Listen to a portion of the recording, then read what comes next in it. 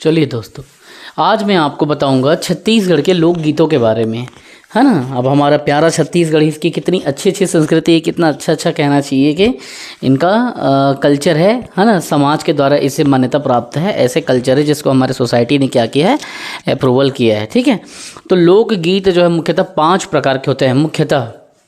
मुख्यतः कितने प्रकार के? मुख्यतः 5 प्रकार के लोकगीत होते हैं। सबसे पहले अगर मैं आपको कहूँ तो आप याद रखना, सबसे पहले मैं अगर कहूँ तो ये हो जाएगा जो गीत धर्म से और पूजा पाठ से संबंधित है वो।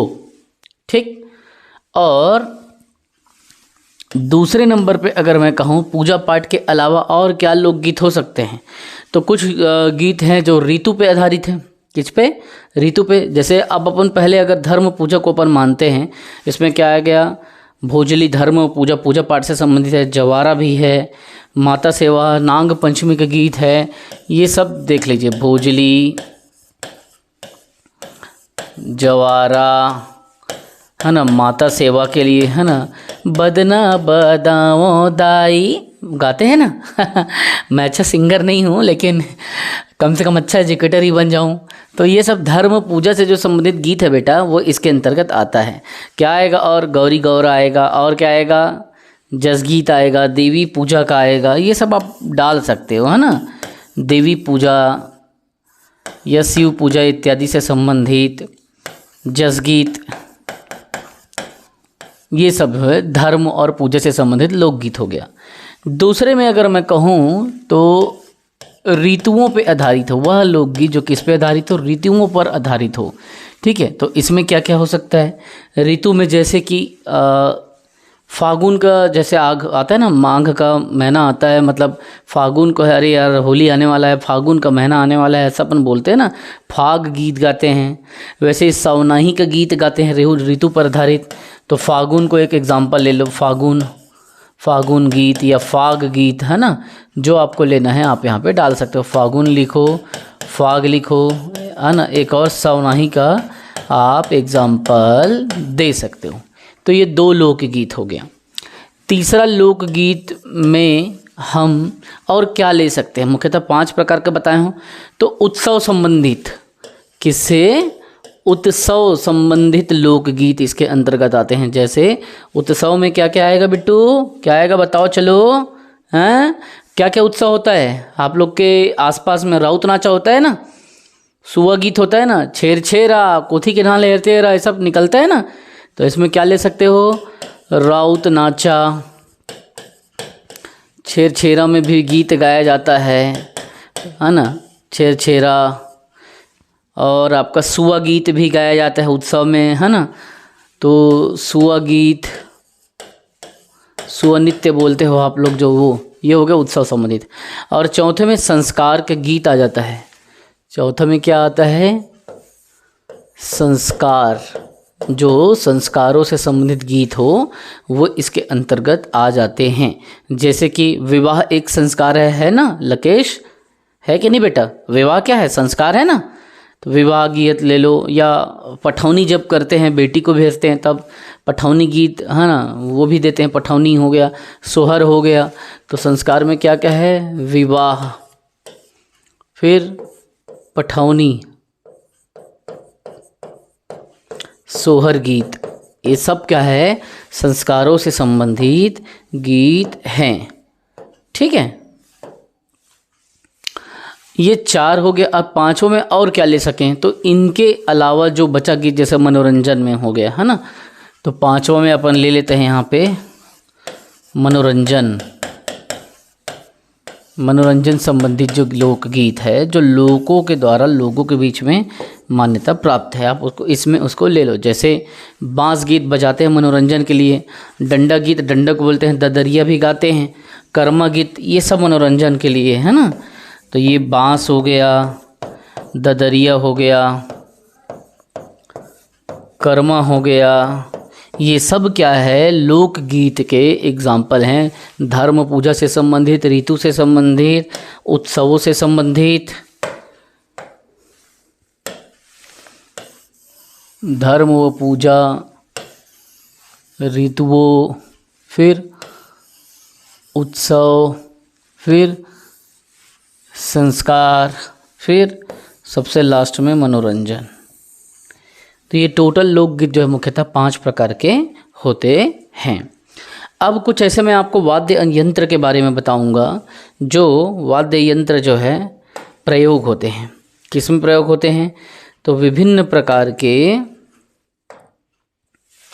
वाद्य यंत्रों के प्रयोगों से प्रश्न पूछा जाता है। जैसे पंडवानी में किस वाद्य यंत्र का प्रयोग होता है? ये सब के बिना तो लोकगीत होता नहीं है ना। पंडवानी, पंथी, चंदैनी, गोदा, भरथरी, राउत नाचा, ये सब में किसका प्रयोग होता है आपको ये देखना है। मान लीजिए यहाँ कोई गीत है, किसी भी प्रकार के गीत को रखो और उस गीत में बजने वाले वाद्य यंत्र को रख दो। ठीक, ये वाद्य यंत्र, ये गीत। अब यहाँ पे हम क्या करेंगे, देखेंगे कि जो आपका पंडवानी है उसमें क्या यूज़ हो सकता है। तो पंडवानी में कौन सा वाद्य यंत्र का प्रयोग होता है? तो पंडवानी में होता है आपका पहले तो करताल और दूसरा तंबूरा। तो ये तंबूरा के बिना तो हो ही नहीं सकता। ठीक है, तो तंबूरा प्लस करताल का यूज़ होता है। ये आप क्या करेंगे, छांटेंगे कि हाँ इसमें से मतलब सही आंसर इसका क्या होना चाहिए, तंबूरा और करताल ही होना चाहिए पंडवानी के लिए, ऐसा करके, है ना। उसी तरीके से पंथी नृत्य भी होता है। क्या होता है? पंथी नृत्य होता है। पंथी, तो पंथी नृत्य में क्या होता है, मांदर का और झांझ का प्रयोग होता है। आपसे पूछा जाएगा कि ये न केवल टीचरशिप बल्कि व्यापम, पीएससी सभी जगह काम आएगा। आपसे पूछा जाएगा कि मांदर और झांझ का प्रयोग किस में होता है, तब आप याद रखेंगे पंथी पे आप टिक लगाएंगे। उसी तरह से भरथरी को भी पूछा जाता है और राउत नाचों को भी पूछा जाता है। राउत नाच के लिए गणवा बाजा लेना है, बजाते हैं ना, गद गदल गल गद, इधर फिर छाना मारते हैं। देखे हो ना, सुने होंगे गांव में, हम तो देहाती आदमी, गांव के देहात के, हम तो सुने हैं, आप लोग भी देखे होंगे। देहाती का मतलब जो होता है वो देहात से संबंधित होता है। किसी के पढ़ाई लिखाई या किसी उसको जोड़ना नहीं चाहिए, इसको ठहाके और मनोरंजन के रूप में लेना है। ठीक है, तो देहाती हैं भाई, देहात के रहने वाले हैं। शहर में आ गए तो क्या भूल जाएंगे अपनी पृष्ठभूमि। कैसे कुसुम, सही बात है ना। चलो आगे देखो। अब भरथरी में पूछा जाता है कि भरथरी में क्या बजाया जाता है। भरथरी तो याद रखना, इसमें बजाया जाता है सारंगी। क्या बजाया जाता है? सारंगी और एक तारा। गूंज सा है कोई एक तारा बोलते हैं ना, तो सारंगी और एक तारा का यूज़ किसमें? भरथरी में होता है। ठीक, और आपके राउत नाचा में पहले ही मैं बता चुका हूँ कि जब यादव लोग, हमारे यादव भाई लोग आते हैं, नाचा करते हैं राउत नाचा, तो राउत नाचा में किसका यूज़ करते हैं? तो गढ़वा बाजा का। सपनमा सजे गढ़वा बाजा आ राजा मोर। लग रहा है आप लोग छत्तीसगढ़ी गाना ही नहीं सुनते। सुनना चाहिए ना, है ना। तो ये सारे गीत और वाद्य यंत्र को पूछा जाता है। चंदैनी जब गायन करते हैं तो ढोलक और टिमकी होता है। तो आप चाहें तो चंदैनी को भी डाल सकते हो यहाँ पे कि चंदैनी गीत जब गाते हैं चंदैनी, तो वहाँ पे किसको यूज़ करते हैं? तो ढोलक और टिमकी। ठीक है, तो ये आपका मेन चीज़ें यहाँ पे हमने कवर करा दिया। अब यहाँ पे मैं कुछ चीज़ों के बारे में बताऊँगा जिसमें क्या होगा। जैसे हमने यहाँ पे देखा लोकगीत को कितने अच्छे से हमने डील किया, फिर हमने यहाँ पे देखा गीत और वाद्य यंत्रों को डील किया। अब मैं आपको बताऊँगा, कुछ गीत बताऊँगा और उसको गाने वाले गीतकार के नाम बताऊँगा।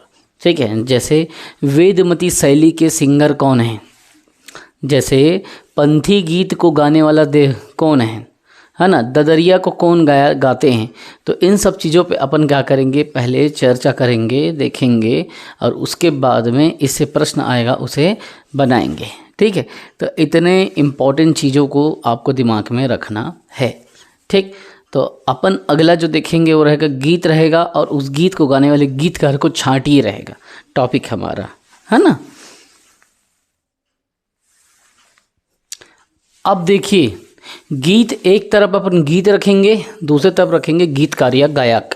सबसे पहले हम चालू करेंगे पंडवानी को। पंडवानी हमारे छत्तीसगढ़ का सबसे प्रसिद्ध कहना चाहिए कि लोकगीत के अंतर्गत आता है, जिसमें नृत्य भी होता है, गायन भी होता है, ये दोनों विधा अपनाया जाता है। तो पंडवानी जो है 2 भाग में बटा हुआ है, ठीक है। सबसे पहले आप जान लीजिए जो पंडवानी है ना, वो 2 भाग में बटा हुआ है। पहला जो भाग है कौन सा शैली है, तो वो है वेदमती शैली, ठीक है, वेदमती शैली। और जो दूसरा भाग है वो क्या है आपका कपालिक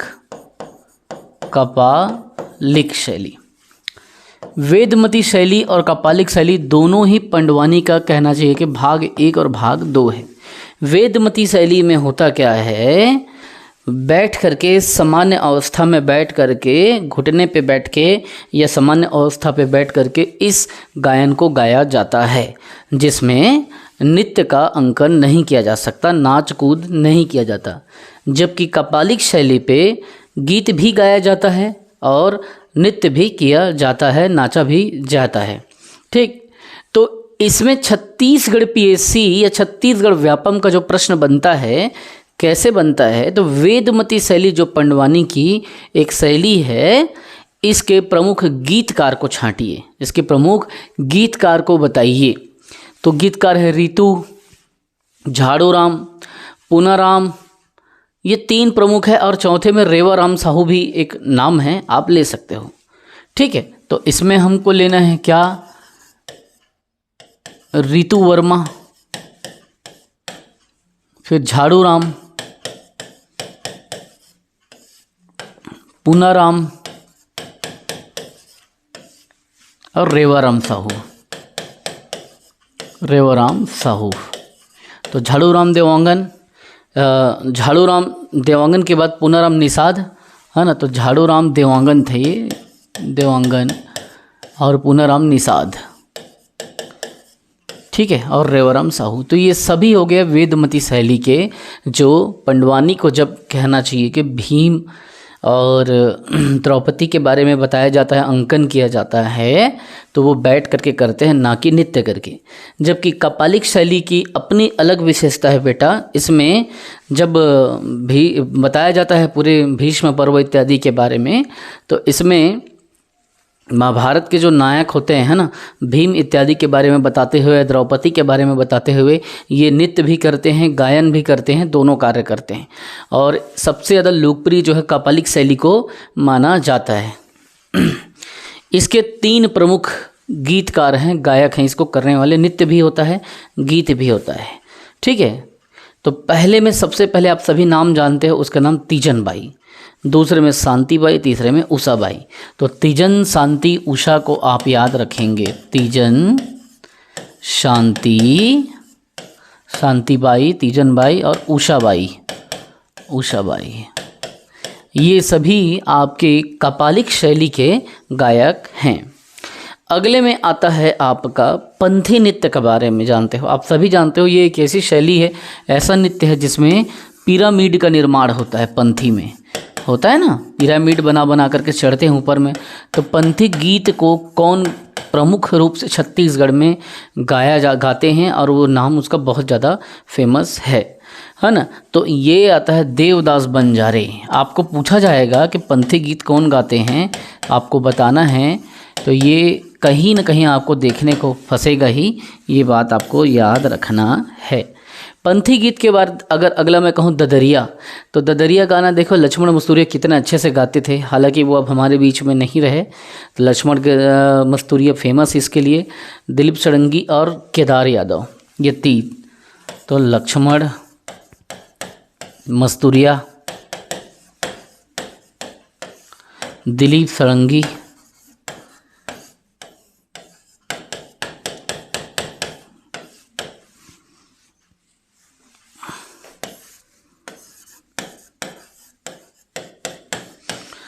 ये 2 प्रमुख हैं। तीसरे नाम में आप केदार यादव डाल सकते हो, लेकिन ये दोनों को पूछता है तो भी आप दिमाग में चाहो तो डाल सकते हो केदार यादव को। ठीक है, तो ये प्रमुख है अपने, 4 हो गए ददरिया तक। और 5वां में अगर आप चाहें तो आप चंदेनी गायन के लिए डाल सकते हो, जिसके लिए चिंता दास फेमस है।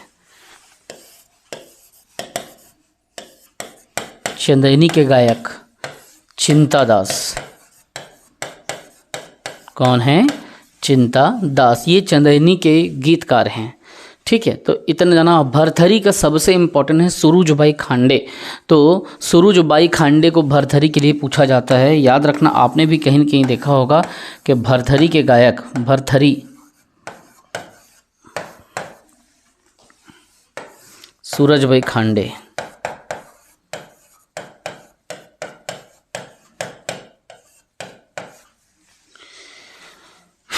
इसको सिंगर को इतना पूछा जाता है, ये इम्पोर्टेंट है। और बांस गीत के लिए यादव बंधु, केजूराम यादव, नकुल यादव, ये 2 लोगों का नाम आप रख लेना बांस गीत के लिए। तो सभी ये गीतकार हो गए और ये गीत हो गए और ये गायक हो गए, है ना, इतना इम्पोर्टेंट है।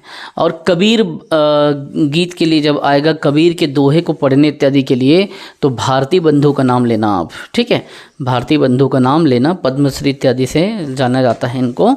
तो भारती बंधुओं का नाम किसके लिए? कबीर के लिए लेंगे।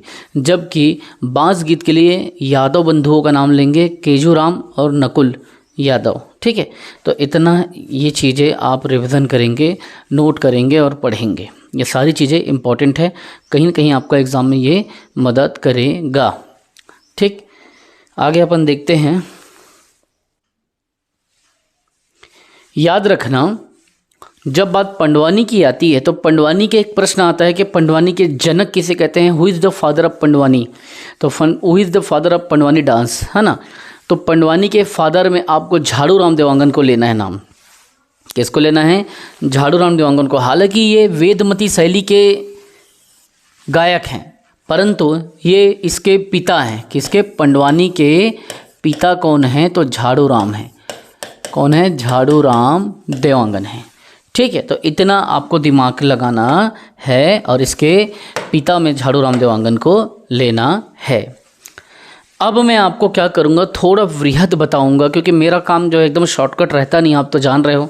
मैं थोड़ा डिटेल पढ़ाने में भरोसा करता हूँ। अगर तुम लोग मेरे CGPSC CG व्यापम के फुल लेंथ कोर्स को लेते तो एक एक चीज़, अगर तुमको नहीं लेना है तो तुम्हारे भाई बहन अपने परिवार के लोगों को बताते, तो मैं तुमको एक एक चीज़ अच्छे से और बताता, है ना। और बता भी रहा हूँ, लेकिन टीचर भर्ती में ज़्यादा नहीं, फिर भी ज़्यादा बता रहा हूँ। ठीक है, चलो मैं पंडवानी के बारे में थोड़ा आप लोगों को बताता हूँ कि पंडवानी से आप क्या समझते हो, है ना। देखिए, पंडवानी क्या है? महाभारत कथा का छत्तीसगढ़ी लोक रूप है। जो हम महाभारत देखते हैं, पंडवानी नाम से ही पांडव शब्द आ रहा है, 5 पांडव। ठीक है, तो याद रखना, ये जो महाभारत है, महाभारत का छत्तीसगढ़ी, ठीक है, छत्तीसगढ़ी में क्या है? छत्तीसगढ़ी एक फॉर्म है, एक रूप है किसका? तो महाभारत का। याद रखना, अगर आपसे पूछा जाए कि पंडवानी क्या है, तो आप निष्पक्ष तरीके से स्वतंत्र होकर आप आंसर करेंगे कि पंडवानी जो है ये छत्तीसगढ़ी रूप है। किसका?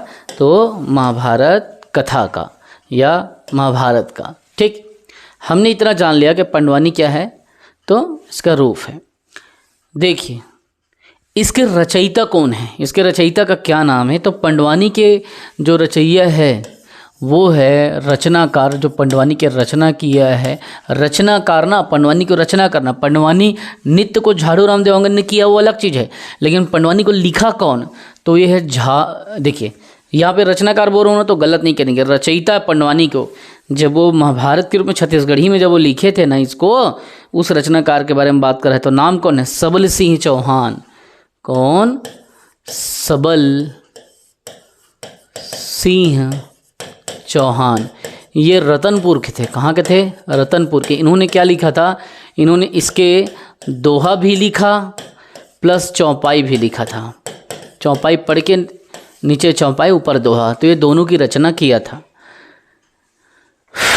पंडवानी के पितामह जो इस पंडवानी को प्रस्तुत किए, है ना, पर सुना के कि द्रौपदी ने राम को ये याद किया इस टाइप का जो उसको सिंगर के रूप में सामने लेकर आए थे, है ना। जो अभिनय करने की प्रथा चालू थी तो झाड़ू राम देवांगन ने किया पंडवानी के पिता के रूप में। इसके लिए याद रखना, एक प्रश्न आता है क्या पंडवानी को आयोजित करने के लिए विशेष अवसर की जरूरत पड़ती है? तो नहीं, इसे कभी भी इंसान अपनी स्वेच्छा से कर सकता है। इसमें नायक और नायिका का नाम आता है बेटा, तो वहाँ पे आप गलत नहीं करेंगे। नायक कौन होता है इसका याद रखना, इसमें अर्जुन मत लेना। नायक होता है या हीरो होता है इसका भीम होता है, ठीक है। और नायिका जो होती है, हीरोइन समझ लो सरल भाषा में, नायिका वो द्रौपदी होती है। यहाँ पे ये गलती नहीं करेंगे, याद रखना।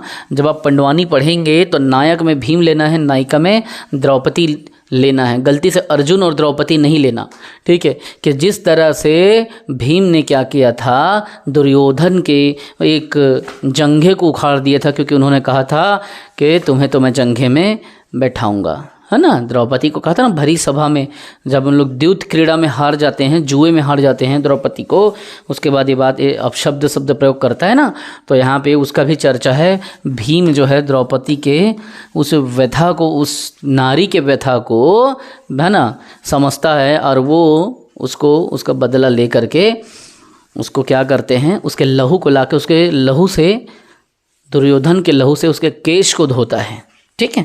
उन्होंने ऐसा प्रतिज्ञा लिया था कि मैं क्या करूँगा, दुर्योधन के लहू से तुम्हारे केस को क्या करूँगा, धोऊंगा।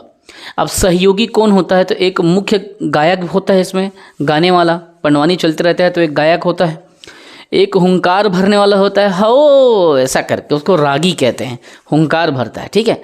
और संगीत करने वाले भी लोग होते हैं, कुछ कुछ लोग, वाद्य यंत्र बजते रहता है उस पर, तो ये है। अच्छा, अब क्या वाद्य यंत्र होगा बताएं, तंबूरा और करताल, है ना।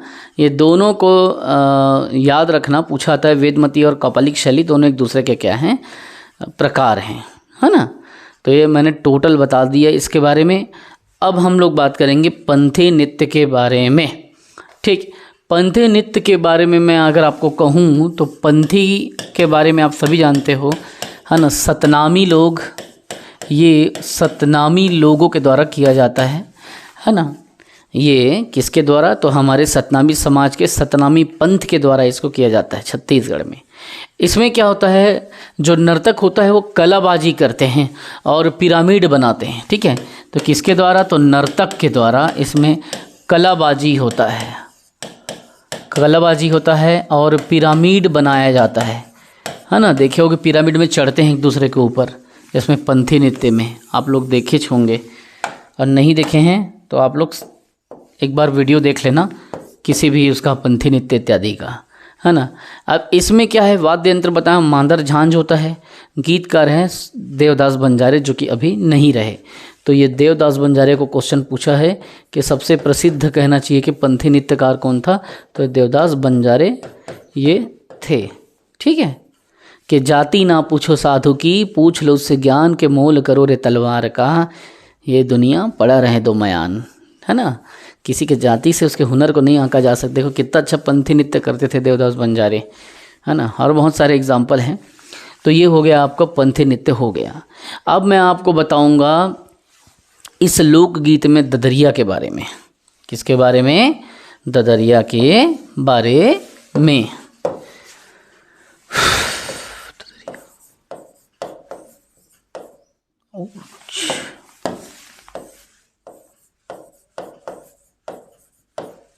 ददरिया, ददरिया के बारे में मैं आपको बताना चाहूँगा बेटा, शायद आप इससे क्वेश्चन आए तो बना सकते हैं। याद रखना, एक क्वेश्चन सबसे ज़्यादा पूछा जाता है कि छत्तीसगढ़ के लोक गीतों का राजा कौन है। जो लोकगीत है, लोकगीतों का राजा आप किसे कहेंगे, तो ददरिया है, ठीक है। आपसे पूछा जाएगा लोकगीतों का राजा कौन है, तो आप लेंगे ददरिया। इसे क्या कहा जाता है, इस ददरिया को, तो इसे मेहनत का गीत या श्रम का गीत कहा जाता है। क्या कहा जाता है, श्रम गीत कहा जाता है, या श्रम गीतों की भी संज्ञा दी गई है, ठीक। ये दो प्रकार से होते हैं ददरिया, है ना। तो इसके रूप जो है दो प्रकार का होता है। एक होता है पठारी, पठार एरिया में कहने वाला ददरिया, और दूसरा है आपका कछारी, कछार क्षेत्र में। तो इसका दो रूप होता है, पठारी और कछारी, याद आपको रखना है। ददरिया की विशेषता क्या है मालूम है? क्योंकि ये क्या है, सवाल जवाब के शैली पे होता है, एक दूसरे से प्रश्न पूछा जाता है ना, सवाल जवाब शैली इसे कहा जाता है।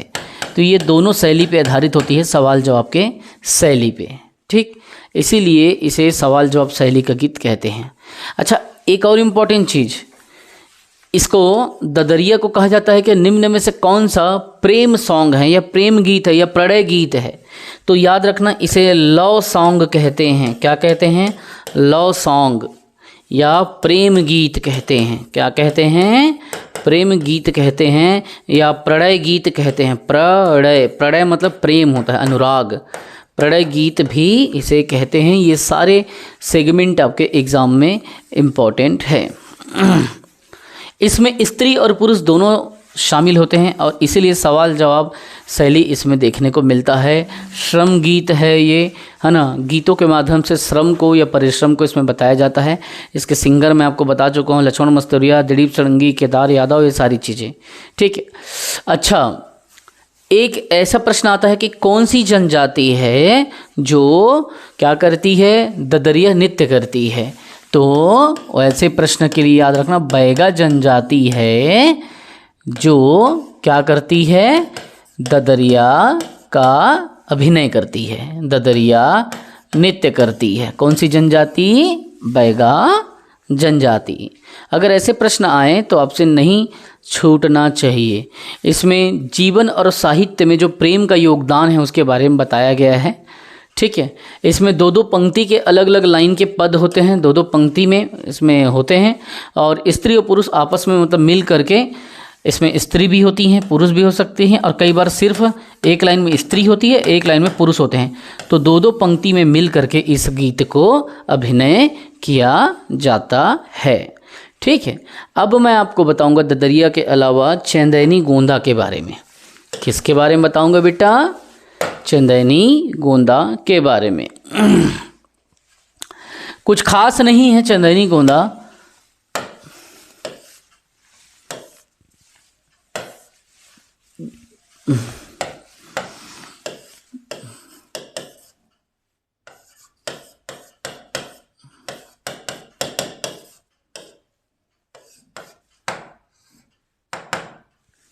चंदैनी गोंदा। चंदैनी गोंदा के बारे में कुछ खास तो हमारे पास नहीं है, बस आपको यह ध्यान रखना है कि अगर चंदैनी गोंदा का क्वेश्चन अगर आता है तो चंदैनी गोंदा का प्रश्न बनना चाहिए। और उसके लिए कुछ बेसिक चीज़ें हैं, जैसे ये किसके प्रेम प्रसंग पर आधारित है, किसके प्रेम पर? तो याद रखना, ये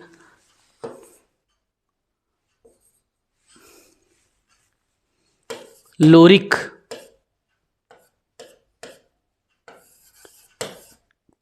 लोरिक और चंदा के प्रेम पर आधारित है।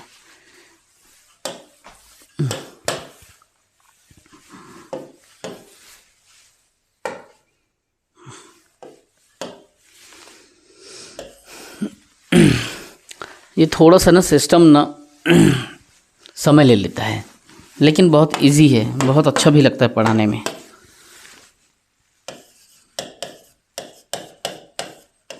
चंदैनी गोंदा, चंदैनी गोंदा जो है इसमें क्या आता है, किसके प्रेम प्रसंग पर आधारित है?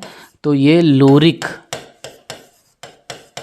लोरिक और चंदा के प्रेम पर आधारित है, ठीक है। चंदैनी गोंदा किसके? तो लोरिक और चंदा के प्रेम पर, प्रेम प्रसंग पर आधारित है। इसके कलाकार कौन हैं, इसको अभिनय देने वाले? तो चिंता दास, चिंता दास इसके, चिंता दास इसके कलाकार हैं, है ना, या गायक हैं लोरिक चंदा का। चिंता दास को पूछा जाता है। टिमकी और ढोलक इसमें होता है, क्या होता है? टिमकी भी होता है और ढोलक होता है, ठीक है। ये इम्पोर्टेंट है इसके लिए। और इसमें क्या होता है, आज के समय पे मुख्यतः अगर देखा जाए तो इसको कौन सी छत्तीसगढ़ की कौन सी जनजाति इसको गाती है, छत्तीसगढ़ की कौन सी जाति इसको गाती है, तो याद रखना इसे राउत जाति गाती है। हमारे छत्तीसगढ़ के राउत जाति के बीच में ये बहुत ज़्यादा फेमस है। राउत जाति इसे गाती है, इसका अभिनय करती है। ठीक है, अभी वर्तमान के संदर्भ पे। और ये कैसा है पता है, इसमें गाथामयी शैली, मतलब गाथा के रूप में इसे बोला जाता है, बताया जाता है। तो इसे बोला जाता है कि गीतमय शैली या गाथामय शैली, है ना। तो गाथामय शैली किसको बोलते हैं, लोरिक को कहते हैं। जो लोरिक है और चंदा है ना, ये तो क्वेश्चन आया था रीवा से थी ऐसा करके। तो याद रखना गाथामय शैली के लिए किसे जाना जाता है, तो इसमें लोरिक को गाथामय शैली के नाम से गाया जाता है। जो लोरिक है ये गाथामय शैली है, गाथामय शैली। तो ये लोरिक के गाथामय शैली के लिए यूज़ किया जाता है। ठीक है, जबकि गीतमय शैली के लिए चंदा का यूज़ करते हैं। जबकि चंदा जो है ये गीतमय शैली के लिए गीतों के माध्यम से, और ये लोरिक का गाथा के माध्यम से स्पष्ट होता है प्रेम, और चंदा का गीतमय गीतों के माध्यम से, है ना। ये गीतमय शैली है, चंदा के लिए प्रयोग किया जाता है। बस इतना ही इम्पोर्टेंट है। और लोरिक कहाँ के थे, तो रीवा के थे। चंदा कहाँ के थे, तो आरंग की। ये प्रश्न पूछ दिया था पीएससी ने, आपको याद होगा। लोरिक कहाँ के निवासी थे बताइए, अभी बताया हूँ। और क्वेश्चन पीएससी में पूछा था। और चंदा कहाँ की, तो चंदा आरंग की, है ना। लोरिक रीवा की, चंदा आरंग की निवासी थी। तो क्वेश्चन को पूछा गया है पीएससी में, ये दोनों लोरिक कहाँ के थे, चंदा कहाँ के थे। तो लोरिक रीवा के, चंदा आरंग के। ठीक, ये क्वेश्चन को पूछा गया है और उम्मीद है कि आप लोग इसको बिगाड़ के नहीं आएंगे। ठीक है, तो इतना इम्पोर्टेंट है। अब मैं आपको बताता हूँ इसके अलावा ढोला मारू के बारे में। ढोला मारू, ढोला मारू के बारे में क्या क्या विशेषता है, क्या बात है। तो ढोला मारू जो है वो एक्चुअल में ये ढोला और मारू के बीच के प्रेम की कहानी के बारे में बताता है। ठीक है, ये पीएससी में काम आएगा बेटा पूरा। ढोला मारू ये क्या है, ये ढोला और मारू के, ढोला प्लस मारू, इन दोनों के प्रेम को दर्शाता है, प्रेम प्रसंग को। ठीक, जो ढोला मारू है वो याद रखना, इसके लिए कलाकार के रूप में दो लोगों का नाम आता है। किसका, सूरजबाई खांडे और जगन्नाथ कुम्हार का। तो ये दोनों नाम को याद रखना। गायक कौन है, तो गायक है आपका सूरजबाई खांडे, और कुम्हार क्या, जगन्नाथ कुम्हार। ठीक है, प्लस जगन्नाथ।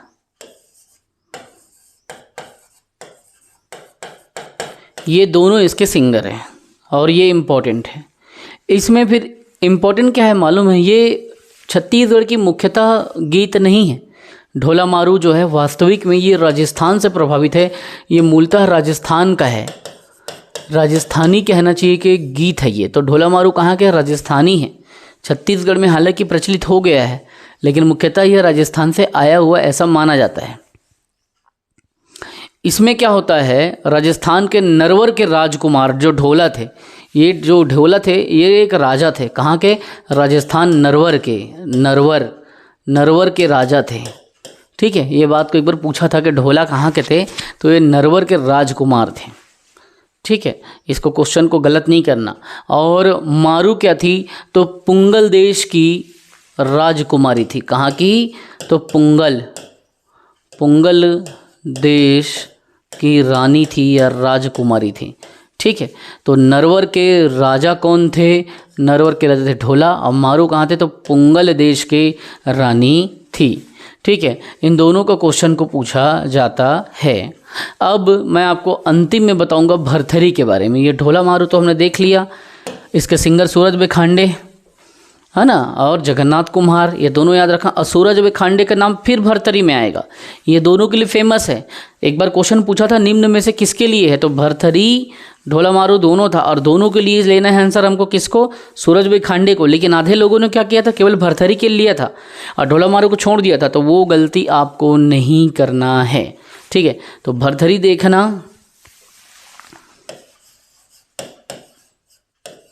भरथरी गीत। तो इसमें दो लोगों का अभिनय इसमें सामने आता है, एक है राजा भरथरी और दूसरा आता है रानी पिंगला। ये दोनों के बीच से संबंधित कहना चाहिए कि ये प्रेम से संबंधित गीत है इन दोनों के बीच में। इन दोनों के वैराग्य जीवन का इसमें वर्णन है। इसमें कौन से जीवन का? तो वैराग्य जीवन का वर्णन करता है। कौन सा? तो भरथरी गीत।